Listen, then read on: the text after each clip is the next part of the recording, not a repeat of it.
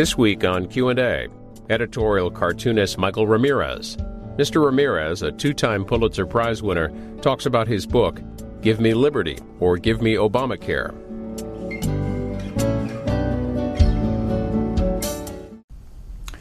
Michael Ramirez, have you ever drawn a cartoon of Muhammad?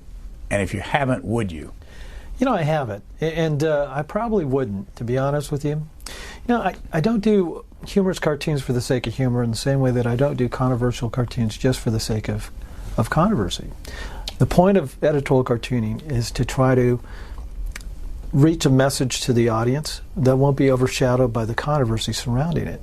And I think where there might be an opportunity to use Muhammad, just the fact that having that in the cartoon would overshadow the point that I'm trying to make, it'd really take away from the effectiveness of the cartoon. So it's not that I'm opposed to using Muhammad, it's just I'm more for ensuring that the message that I'm trying to communicate gets to the audience. This is a personal question, and when I read this, that's the first thing I wanted to ask you about.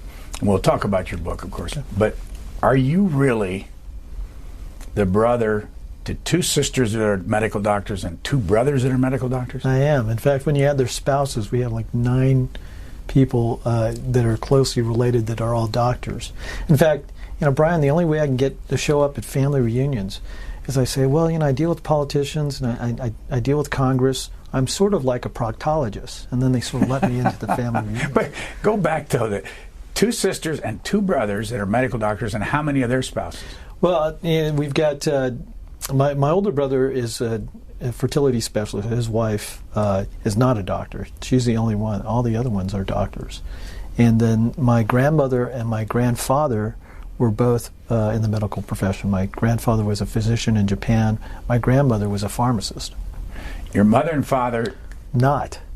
You know, in fact, I wanted to be a doctor. I never wanted to be a political cartoonist. I wanted to be a cardiovascular surgeon. And I was saying this at a speech the other day, that, you know, President Obama got a Nobel Peace Prize for doing absolutely nothing. I should get one for all the lies I saved by being a journalist instead. Go back to the beginning. You have a Japanese-American mother and a Mexican-American father. Yes. How did that happen? I'm half Japanese, 1/4 Spanish, 1/4 Mexican, and completely confused. You know, my dad was in the military for 23 years. He was in Army intelligence. And he met my mother in Japan. And so she moved to the United States. I was actually born in Japan, in Tokyo, Japan. Me and my older brother. The first language I spoke was Japanese. And so, you know, it's been a long road. I've lived in all over the world. It's been good exposure because I lived in Belgium for a year, Germany for 2 years, Paris for 8 months, and on and off between the United States and Japan. But the political cartoon came to you when? You know, I never anticipated being a political cartoonist. It's the strangest part of this story is I really wanted to be a doctor. You know, I recall reading the newspaper every morning with my dad. We had 2. When I was living in California. We took the Orange County Register and the LA Times. The LA Times had Paul Conrad, and the Register had Jeff McNally. Jeff was working with, I think, the Richmond Times leader at the time, but they ran his cartoons in there. And so we had this morning ritual where we would have breakfast. He would read the LA Times first, I would read the Orange County Register, and halfway through we would swap papers. So I was aware of political cartoons, and I love political cartoons, especially, and I love Paul Conrad's, you know, dark images. They're just really moving, and they had these deep messages. And I think Paul took that a step further. I mean, Jeff took that a step further with this wonderful sense of humor that I think extended the reach of the cartoon by reaching a much larger audience with the message, with the humor. And so, like any other reader, you know, I loved looking at the political cartoons, but I never in my life envisioned me being a political cartoonist. I just stumbled into it by accident. We're going to show a whole bunch of cartoons from your new book. Okay, great. But before I do that, this may have been this is your what book? This is my second book. Second book. Mm-hmm. This cartoon may have been in your first book, but it's not in this one. And it was very controversial. You'll remember it because the Secret Service came after you. Right. But it's the cartoon. You explain what it is. Right. Well, basically, I used an old photograph, a very iconic photograph from the Vietnam War era, where the Saigon police chief had just caught this Vietnamese terrorist who had killed a colonel and his family in Saigon. He basically executed him on the streets of Saigon.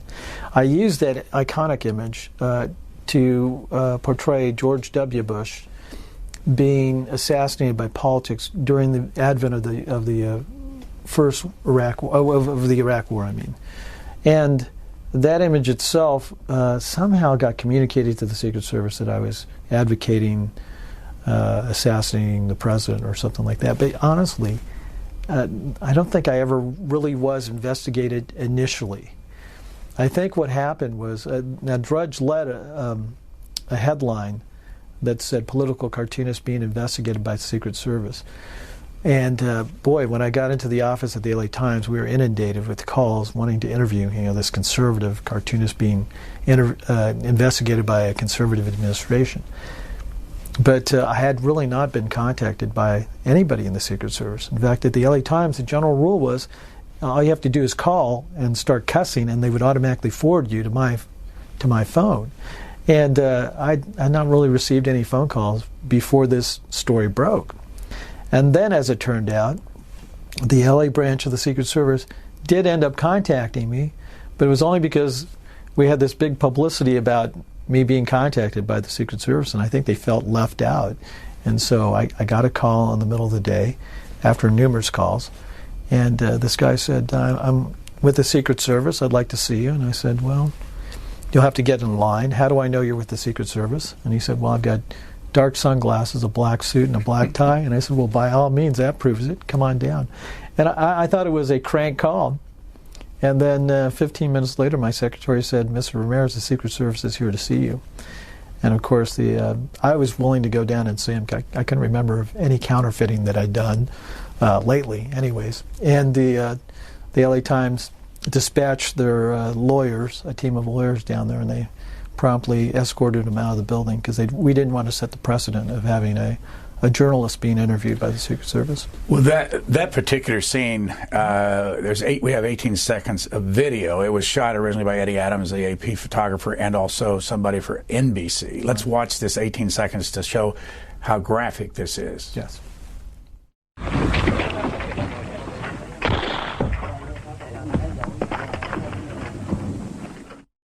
How did you? I mean, you're not that old to remember that, are you? Right. Well, I do sort of remember it. I don't remember that entire clip, of course. Back in television those days, I don't think they showed the entire thing, but I do remember the photograph as being an iconic image of the Vietnam War. And that's what political cartooning is about: using images that people are familiar with to relay a point of view. So, another controversy that you were involved in was I was involved in another controversy? Hate cartoon. Yes. And you were accused of showing the Western Wall, the Wailing Wall over in Jerusalem, and here it is on the screen. Right. What was that cartoon? It was called Worshipping Their God, and what I did was I took the stones that looked, sort of like the Wailing Wall, and I produced the letters HATA. And it was at the time of the First Intifada, where I have this figure that's kind of a conglomeration of extremist Israeli settlers and people that were opposed to the establishment of a Palestinian state, the people that were kind of creating all the violent upheaval there. In addition to that, having a Palestinian figure who if you notice, he's on a prayer rug, but he has his shoes on. So both these figures are sort of utilizing a false religion for a political purpose. And instead of really pursuing a religious advocacy, I thought they were just worshiping hatred.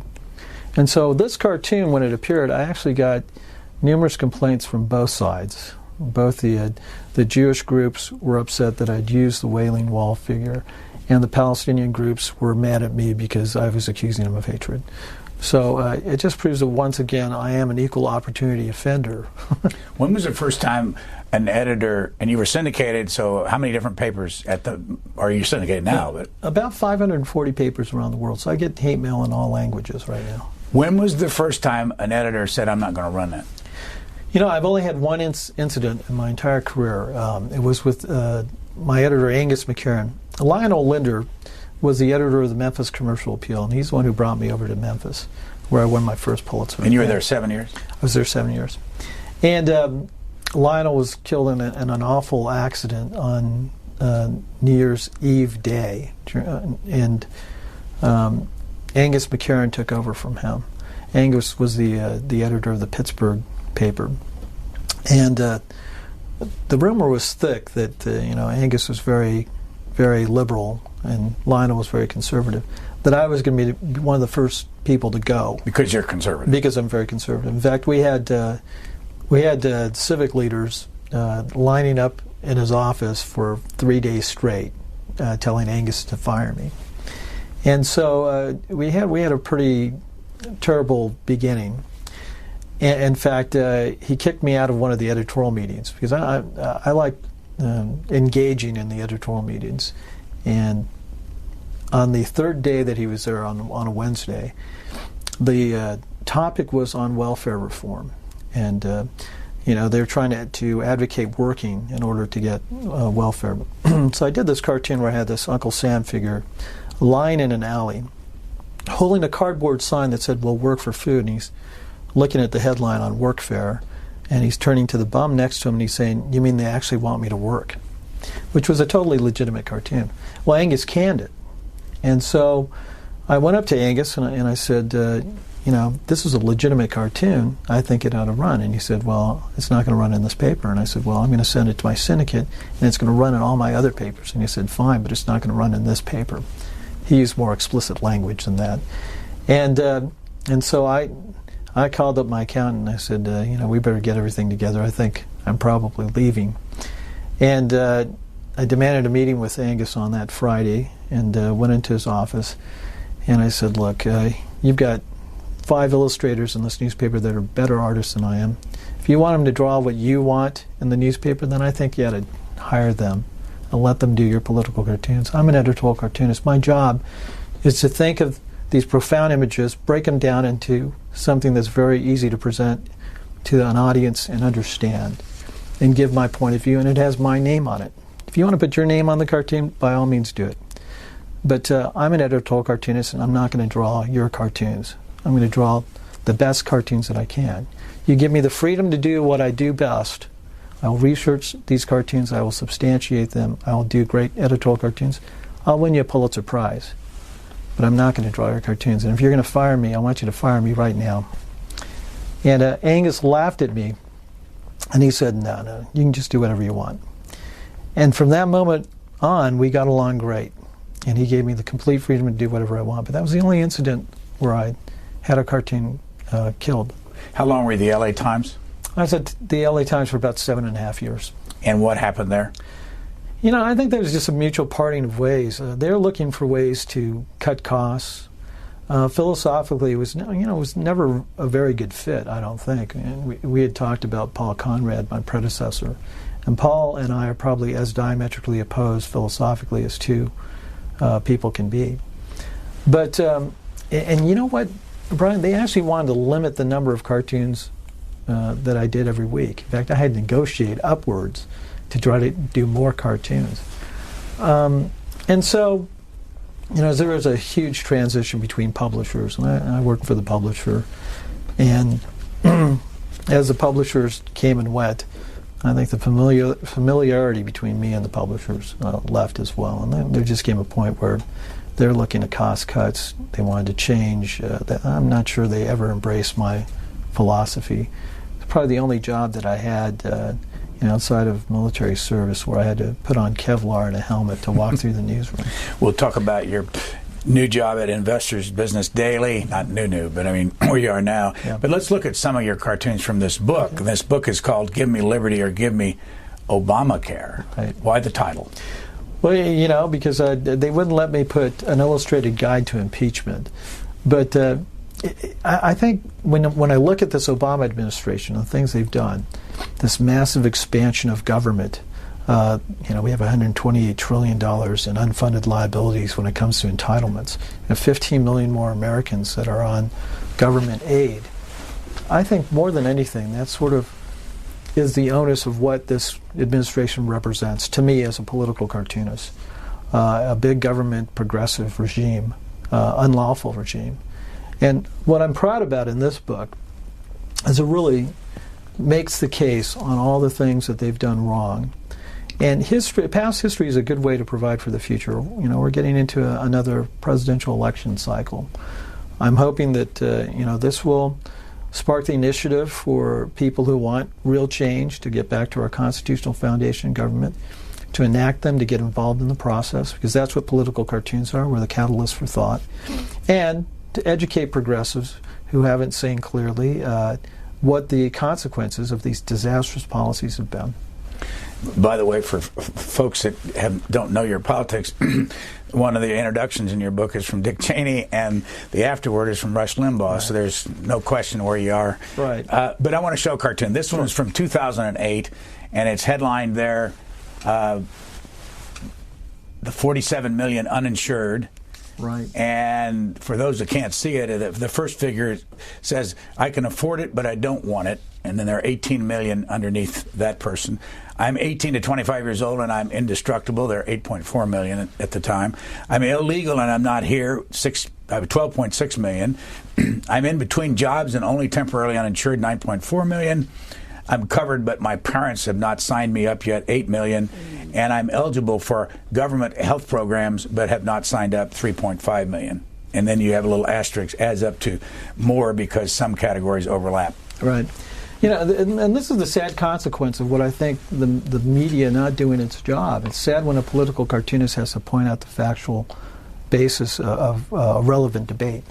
This 47 million figure has never been really proven by it. In fact, I think a week after the administration rolled out the 47 million were uninsured, that they brought that number down to 37 million because they really pulled it out of midair. I think from what I've read, and the sort of the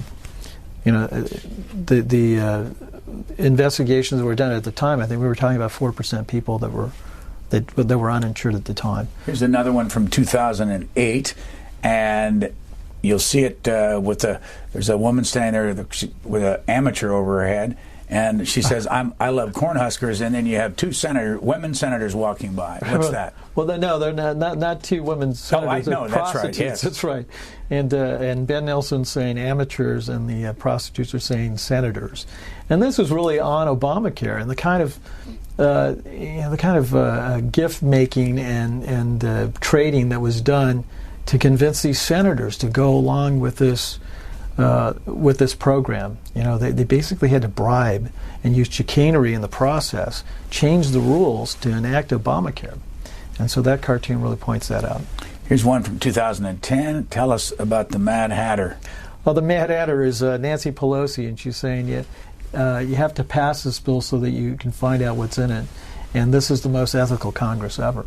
And once again, it was based on this Obamacare scheme that this administration was going to push through, utilizing whatever methodology they could. And this complicated bill that nobody had ever read was going to be passed and thrown onto the American public without really knowing what was in it or what the consequences of what was in it was going to happen to the population. The cut line on this is, please remove these items from your person, and it's from 2010. Right. And this is on the debate that's going on today, which is on the Fourth Amendment. How far do we go to protect the general public, and what constitutional rights do we have to exchange for safety? Which is, there's a real question as to the extent of that. Now, the thing that defines America is our Constitution and the liberties that we have and the freedoms that we have. And hopefully the fear of this danger from these terrorist groups won't overcome our common sense to redefine what America is. Up there in the corner on that badge, it says TSA, and then inside it says U.S. Department of Groping? Yes, and that was when you had a number of stories where the TSA guys were getting a little bit touchy-feely. But I heard a bunch of them got a bunch of phone numbers too, so that was a good thing for them. Here's 2014. The police are keeping us down. Explain this and what the art of this and what you're trying to do for the person that picks this up in the newspaper. Well, the juxtaposition of the reality of what's going on in the black community, which is that the vast majority of homicides and killings are done by black-on-black crime, and yet there are some of their civic leaders that are blaming it on the police. And as we've seen, just recently in the cases with the San Bernardino and the policeman who led these people that could have been hostages out of the building, saying, "I'd be willing to take a bullet for you first."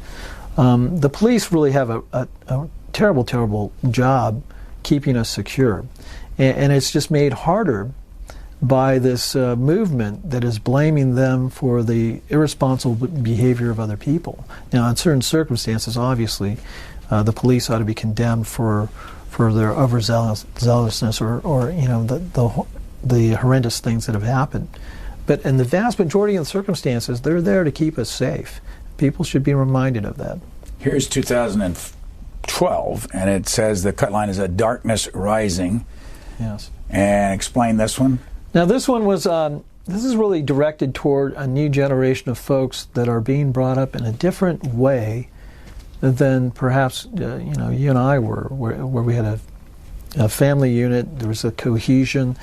There's kind of a person-on-person relationship, where the new millennials have a lot of violent video games. They communicate in ways where they don't really see people anymore. And I think when we had this incident, which was this cartoon's about the shooting in Colorado, the question in the Batman movies, the question was what changed this person into this monster? The lack of communication, the lack of human contact, playing these violent video games. These are all questions for Generation Y. This next one's complicated. If you're sitting at home watching it, it'd be hard to see it, but it's from 2012. And the headline on it is "A Weapon Guide for the Uninformed," and average homicides or deaths per year per category. And off on the left there, you have what looks like an AR-15, right, semi-automatic. This rifle is the same as, and then below it says military-style assault rifles. Mass shootings, 18. Now, is that 18 people at that time? Yes. At the time when I did this cartoon, I wanted to compare the homicide rates and what type of instruments of murder are used and what the damage is. And the problem with some of the progressive media, I think, is they exaggerate things to sort of fulfill their political agenda, like this idea that these weapons that look like assault rifles are in fact assault rifles, and there's a big difference between a automatic weapon where you squeeze the trigger and it fires off many rounds, and these long rifles, which are the same as any kind of hunting rifle that when you squeeze the trigger, it just shoots one bullet. So I wanted to compare and contrast how many murders are done with other instruments, and in this cartoon you can see that blunt objects, handguns, which nobody's talking about banning, drunk driving, people using their hands and feet in violent acts, auto accidents, constitute far more deaths than these mass shootings. For those listening and not watching, auto accidents 32,000. Right. Rifles 453 were killed. Mm-hmm. 6,009 people were killed by handguns. 674 by blunt objects. You have a hammer there. Right. 1,817 by knives. Drunk driving, 10,839, and hands, feet, and fists, 869. And that is in 1 year, I assume. That's in 1 year. And I think the statistics came from the FBI statistics. But you know what? If we're going to have a debate about these issues, you have to know the facts. They have to be grounded in facts. And let's put everything on the table, figure it all out, and then figure out exactly what we're talking about. Cartoon here from 2009. And again, the figures are kind of small. Explain what you see in this. Well, you have two Indians, and they're looking at the new invaders of the New World, And one Indian saying to the other, "Running Bear, not another word about immigration reform. Now be polite to our visitors."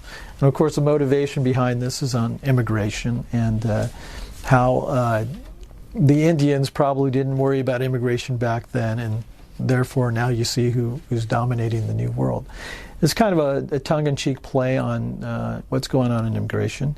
I think, for some of us, there's a delineation between immigration and illegal immigration, just like there's a delineation between Islam and radical Islam. Leaders that cannot figure out the difference between the two probably shouldn't be guiding our government. Got some liberal cartoonists. And by the way, if you were to stack them all up, how many are going to be conservative in this country? How many are going to be liberal? We're outnumbered probably 9-1. I'd imagine if there's 1% of the conservative cartoons out or 10% of the conservative cartoons out there, I'd be very surprised. Who are some of the other leading conservative cartoonists? Boy, there just aren't that many, to be honest with you. There's Steve Benson? No, Steve actually went the other way. He started out being very conservative down in the Arizona Republic, but then the debate that he had within his church, which was the Mormon church, and he left the Mormon church, he's now very, very liberal. So he's become very progressive. We're outnumbered. I mean, I could name you half a dozen progressive cartoonists that I love, liberal cartoonists. But when it comes to conservative cartoons, there's only a handful. I mean, Gary Varvel in Indiana, Scott Stannis in Chicago, which is probably more center-right than far-right. There's a ton that have been retired or left their paper. But the McCoy brothers, Gary and Glenn McCoy, I think Nate Beeler is probably center-right. There just aren't that many. One of the most celebrated political cartoonists in, at least my lifetime, is a man named Herb Locke. Yeah.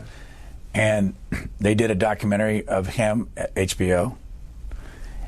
Here is Herb Locke. He appeared on Book Notes in 1993. He's deceased, and when he died, he gave $50 million he'd earned at the Washington Post to a foundation. So here's Herb Locke. Here's a cartoon from the year 1950. The headline on it is, "You mean I'm supposed to stand on that?" And right up here is the word McCarthyism. Did you invent that? Yeah, apparently so. That's the first use made of that word that I know of. And I remember how it originated because I wanted to put something on that tar barrel, and you couldn't call it McCarthy himself. And you wouldn't say McCarthy techniques or so on. And I thought, well, maybe I could just use one word, McCarthyism. And, it caught on. So how often has a cartoonist, from your experience, developed something like McCarthyism or some other term? It happens very rarely, I'd imagine. And to be honest with you, I don't really look at other political cartoons at all. Never? No. Well, I do on occasion when my cartoons are in a roundup or something and somebody says, hey, here's your cartoon, and there are other cartoons there. But, we all deal with the same issues, especially with the 24-hour news cycle with cable. I just don't want to see what my competition's doing. I want to deliver a message to my readers. That's the most important thing in my mind. And I really don't want to see what anybody else is doing, because I think we're going to talk about the same subject matter, and I don't want to subconsciously adopt one of their ideas or anything like that. How often do you find people that don't focus on what the politics are of cartoonists? Well, or the opposite. How often do you find people that really completely understand what you're trying to do? Well, I think, because you and I are into politics, we think in that way. But I don't think the vast majority of Americans actually think in that light. In fact, I'm really surprised as I give speeches around the country, and I give speeches all the time, how closely unified the American people are on the majority of the issues. They're divided on a lot of substantial issues, but for the vast majority of the things, Americans are very much closer together than people would think. I think there's people in political organizations that have an agenda that want to draw these people apart because it helps them. But there are more things that unify us than divide us, I think. A cartoonist that's appeared here many times over the years. He's now 80 years old, still alive, Pat Oliphant. Here is, this is back in 2014. David McCullough is on the stage with him, but I want you to see what he does when he's drawing Richard Nixon, and right next to Richard Nixon is Lyndon Johnson. Okay, great. Patrick, I get the feeling you have a good time doing that face. Yeah, it comes back about once a year. I think there's a strange afterlife he has.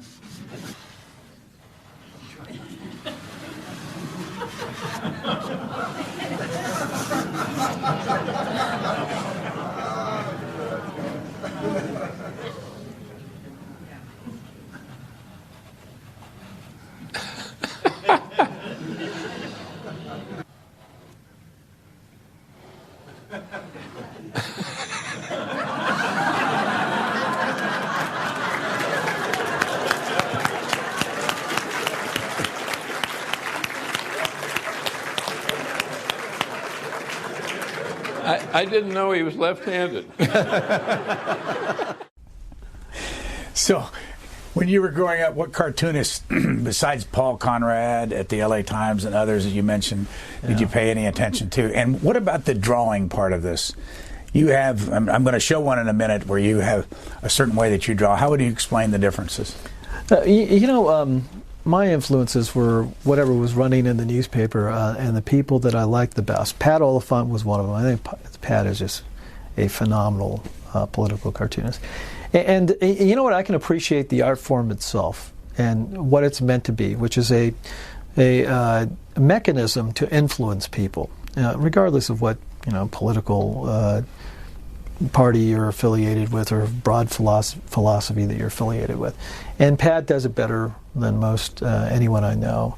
I think Jeff was in that category. I think Jeff McNally was definitely in that category. Jeff was a good friend and sort of a mentor. I loved Jeff's work.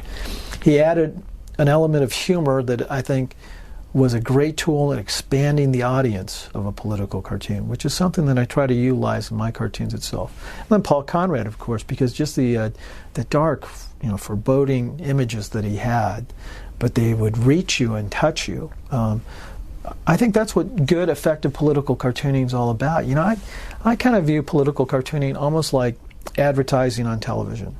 You've got about 5 seconds to capture the viewer's attention. You've got another 5 seconds to deliver the point or to sell the product. The only difference is with television, you're selling a product. With political cartoons, you're selling an idea. And believe me, I believe that I'm trying to reach people. I believe that I'm trying to change people's minds or reinforce the ideas that they have for a purpose, which is my view of what the United States ought to be, what this self-governing democratic republic is all about. The power of America lies in its people, and less government, more people. The people should have the power. They should wield this power because of the kind of political celebrities that we have today. People forget it's the politicians that work for the people, and not the other way around. Back to some cartoons from your book. This is 2014. A familiar face will appear on the screen, and how have you drawn her? Now, Hillary has been great. In fact, I have to say the Clintons are probably my favorite political family. I won my first Pulitzer in '94 on the back of that administration. This cartoon where Hillary's saying, "I was dead broke, that'll be $200,000, please." She's at a podium. Right, exactly. It's when she was professing, of course, not to have any money, and yet she was making $200,000 a speech. The relationship that Bill has with his interns is probably the same relationship that Hillary has with the lack of being able to tell the truth. I think she makes for great political cartoons. But how did you draw her on purpose? The way she has little tiny mouths and teeth. Yeah, when you take a caricature of somebody in political cartooning, you're changing the dynamics of their features, not only to make them into a cartoon, but to show sort of the dynamics of their personality as well. If you notice in my President Obama cartoons, the more he's caught not tell him, in prevarication, the larger his ears get. So it's reflected, and you could see that in Pat Oliphant's caricatures of Richard Nixon. As he got more immersed into Watergate, the shadows on his face got darker, and his eyes got darker, and pretty soon they were barely eyes; they were just little black holes in his head. I remember asking Pat Oliphant years ago. He was not particularly friendly to the Jimmy Carter administration, and I asked him, how has Jimmy Carter changed in your cartoons over the years?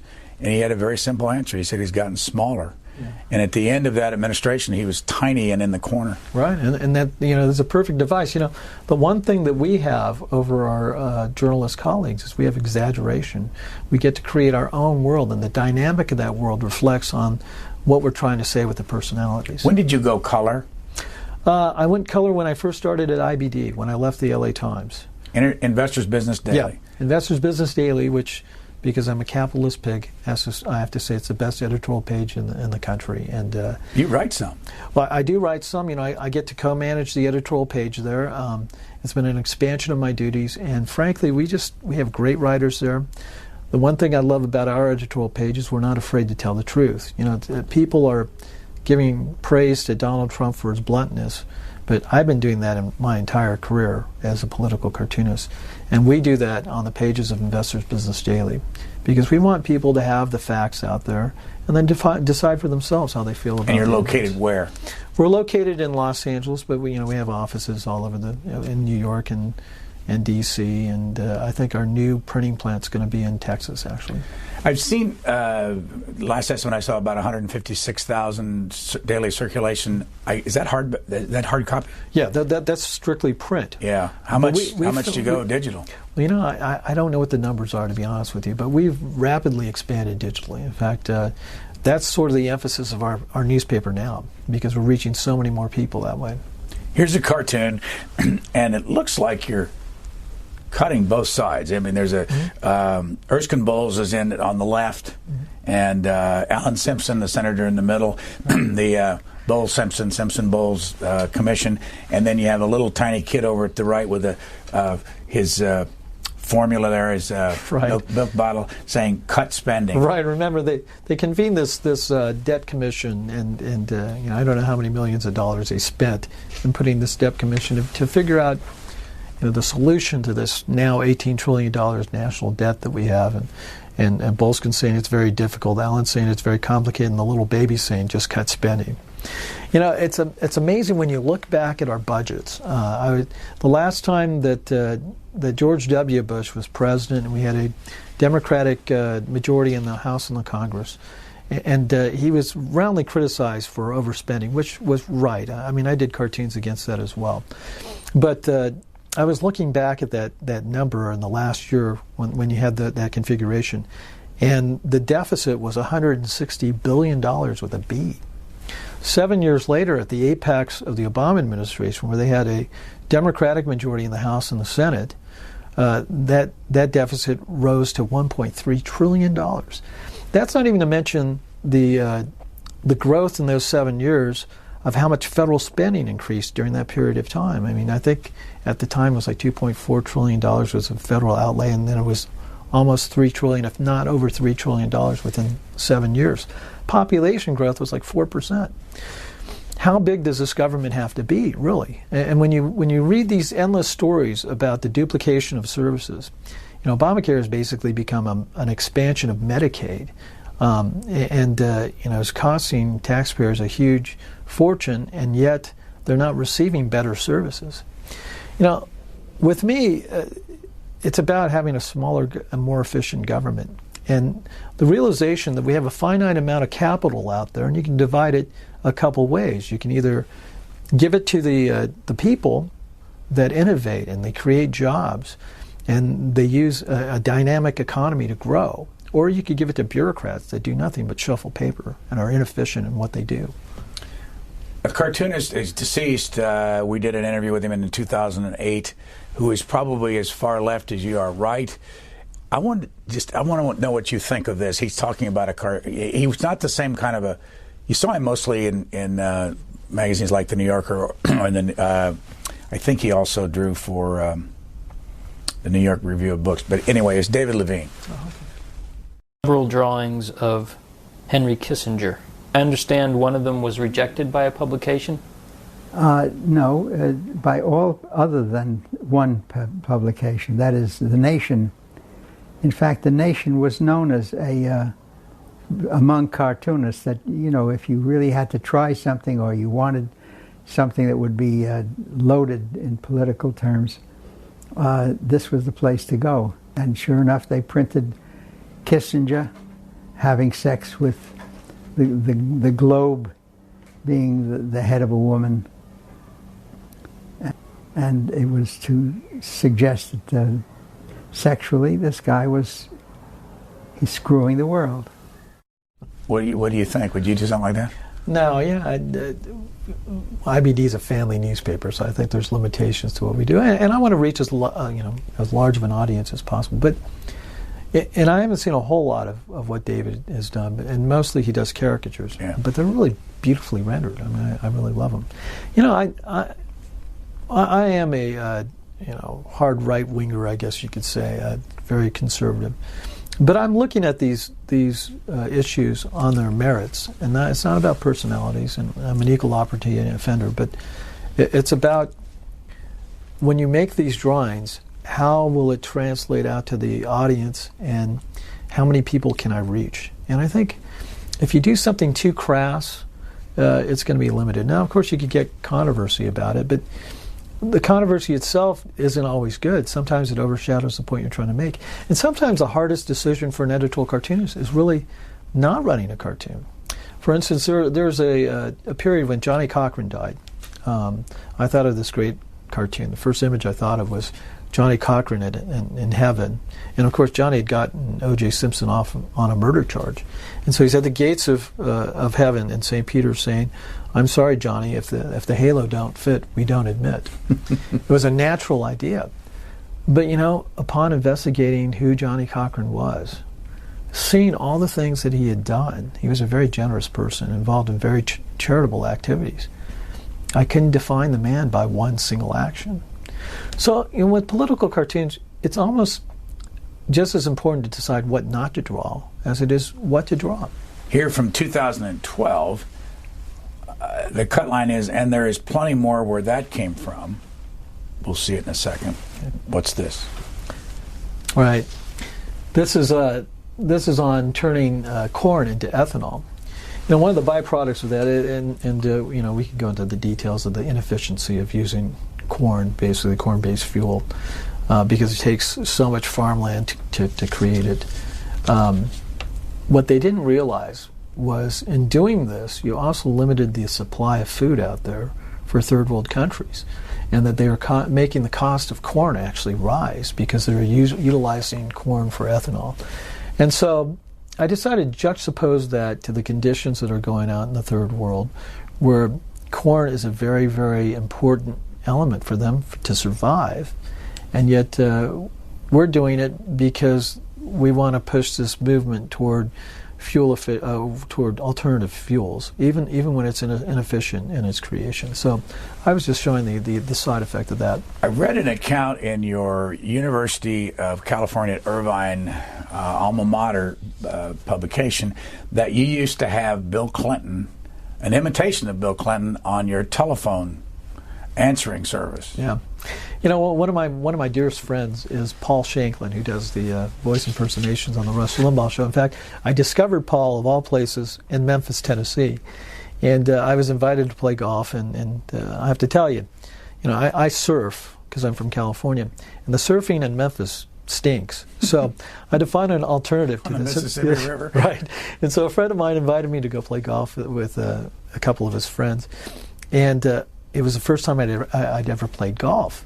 And fortunately, there was one person who was more physically inept with a golf club than I was.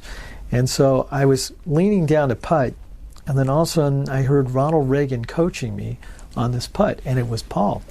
And boy, he is just an amazing impersonator. And so I hooked him up with the Rush Limbaugh show, and so now he's doing the Rush Limbaugh show. But Paul, every once in a while, I would get him to record my answering machine and do different voices for my answering machine.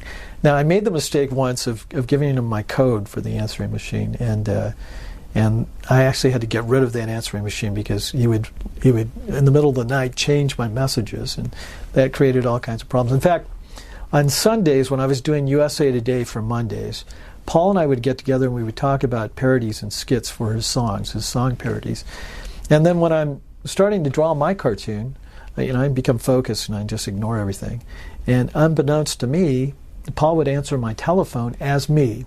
And later on in the day, I would have friends calling me back saying, "What kind of medications are you on? Because you were just speaking gibberish." And I would say, "Well, no, I haven't spoken to you today at all." And it was Paul answering my phone as me. So if you wanted obnoxious friends, there's one for you right there. A couple of years ago, former Vice President Al Gore sold his television network, Current TV, to Al Jazeera for reportedly $500 million. And you have a cartoon back in 2013. Explain this one. Right, where Al is saying, so... I can read it. So I sold my station to an anti-American network funded by an oil-rich Arab state. I always said I was for a green economy. Right.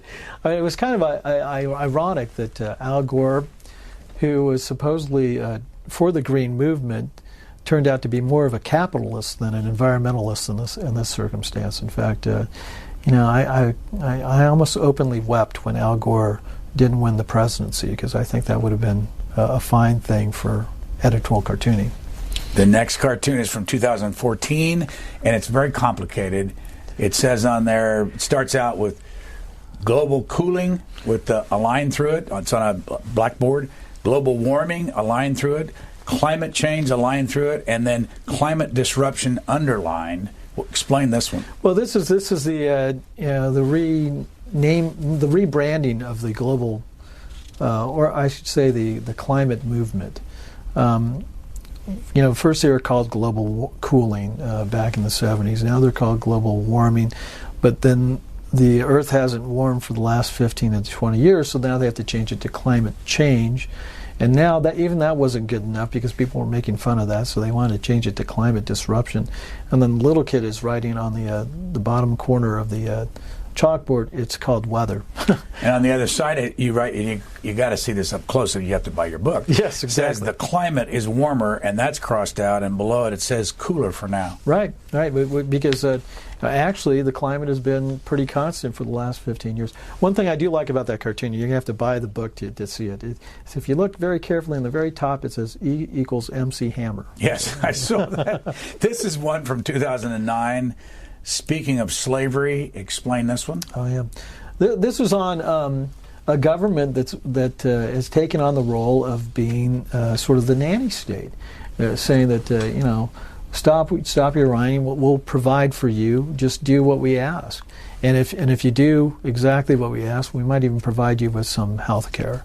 And so it's sort of the plantation mentality of a government that sort of oversees everything that we do. I was up in New York, and I was having breakfast, and they had a city person guiding me to make sure I didn't use too much salt on my eggs.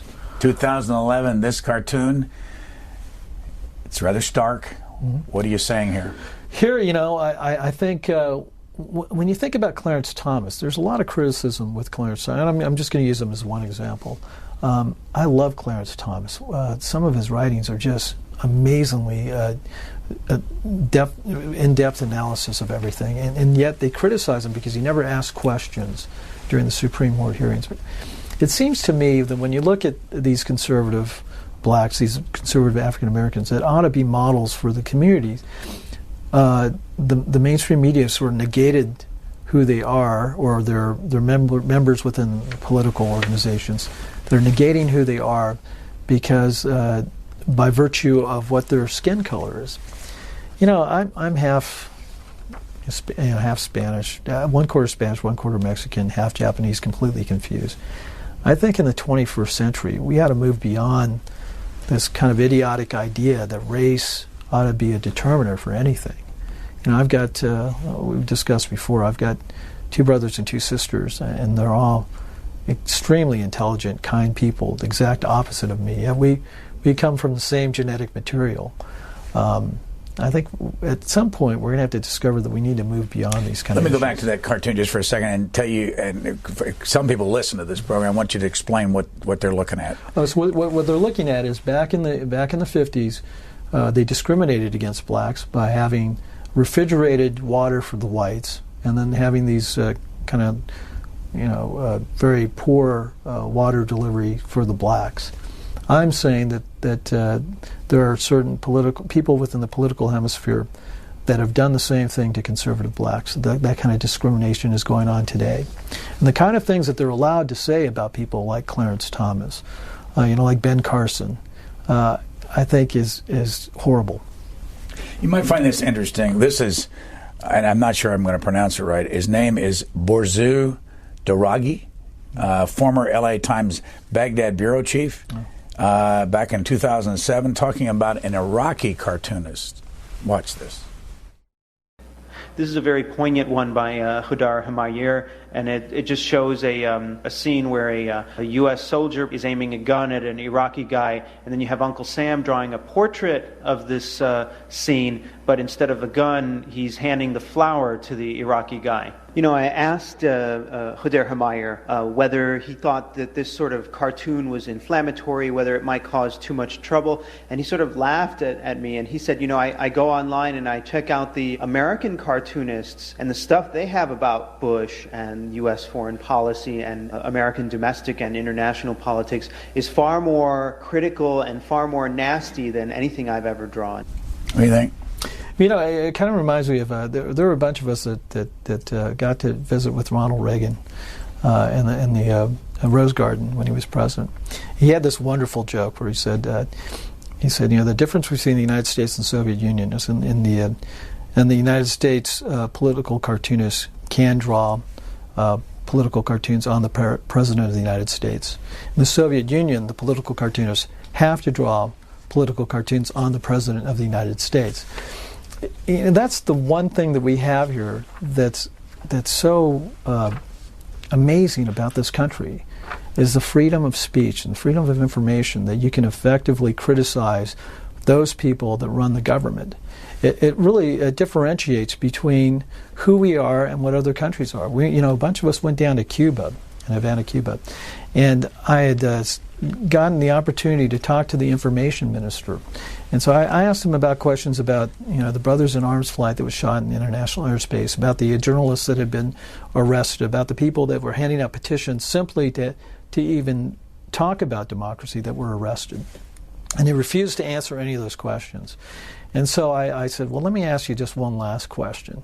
I talked to your reporters and I talked to some of the cartoonists there in Cuba, and they're not allowed to draw images of Fidel Castro.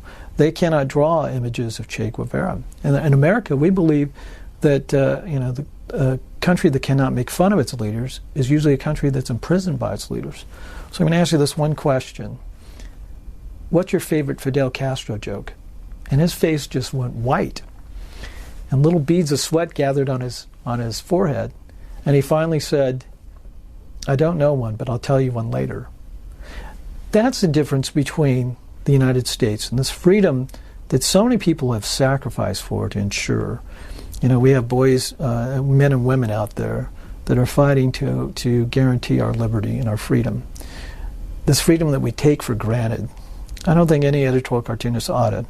I think it's a very cherished responsibility to use this freedom to educate the masses, to make sure that they understand that this government works for the people. Here's a cartoon. You made some people who have an Iranian connection mad at you for this, and I don't know what you titled it with. Let's put it on the screen. Call it The Cockroaches. Right. This cartoon it received a lot of criticism. If you look very carefully on the cartoon, on the bottom of the grill, it talks about terrorism, specifically about extremism within Iran. So let me just explain. It's the country of Iran, right, and it's got a sewer lid over it and cockroaches coming out of it. Right, and on the sewer lid, I think it says extremism, although I can't read it, but it really is talking about a very specific segment of the population of Iran that is responsible for engendering these surrogates of evil and spreading chaos within the region. And I did receive a lot of criticism, but what I said to that was, Iran is responsible for a lot of the chaos that's going on. This kind of expansion of radical extremism. It started in Iran first. Well, I mean, you could argue that the Wahhabists in Saudi Arabia are also doing the same thing. But these groups, when you look at the population, I think the average age is, like 28, and they're very pro-Western. But the theological dictators of that regime and the Revolutionary Guard use these surrogates of evil to create chaos in the region. One of the things in this cartoon, with the cockroach cartoon, is that it shows the cockroaches spreading to Afghanistan and Iraq and Syria and even to Israel and the Gaza Strip and Pakistan and all the countries around it. What made people the maddest about this? Well, yeah, I think the Iranians were mad because I had characterized the country as a whole as a refuge for cockroaches, but I was very specific in the extremists, I think. This is the one thing that people, I don't think, realize, that this expansion, this Iranian expansion that's going on is very dangerous. And when they become a nuclear power, mutually assured destruction only works when the other side doesn't want to die. And because of this nuclear arms race that's going to be going on in the region, in a region that has lots of oil money but very little reverence for human life, it's going to become a much, much more dangerous world. One last one. This is the 2014. You can see it on the screen. This is the World Trade Center. You've got people falling to their death, and the one fellow says, "How do you feel about enhanced interrogation?" This will be our last one, so explain this one. And right. This caused a lot of feedback to you. It did. And I'm not afraid of the feedback. There's a real question as to the responsibility of our intelligence services to figure out where these dangers of terrorism are coming from. And I think because when you look at this war that we're embroiled in right now, this war on terror, it can only be effective if you know what's going on in the ground. By taking away the devices that allow you to figure out what the machinery is that's generating this terrorism, you expose us to danger. Now, we can debate about waterboarding. Our SEALs go through waterboard training. I don't think it's torture, frankly. But if you just blow up terrorists and you don't find out who they are, how they're connected, in the San Bernardino case, we got their electronics, so we can sort of put together a trail of who these people are. That's a much better way to secure our safety. Only got 30 seconds. One last question. How did you get Dick Cheney and Rush Limbaugh to write the foreword and the afterword? Well, I'm very honored to say that I've become friends with Dick and Lynn Cheney. Some friends of mine had them over for dinner, and I got to meet them. I've always been a fan of the vice president and sort of his view on politics. And of course, Rush, I've had a relationship with Rush for a long time. Not only with Paul Shanklin, but prior to that, he used to run my cartoons in the Limbaugh Letter.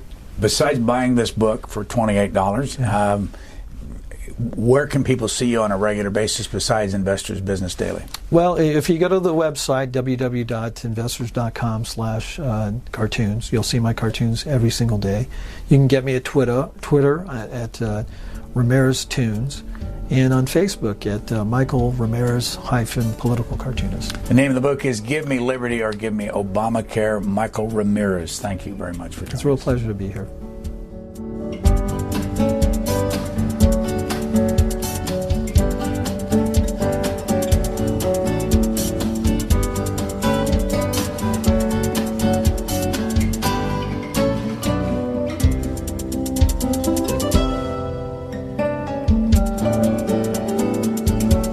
Free transcripts, or to give us your comments about this program, visit us at Q&A.org.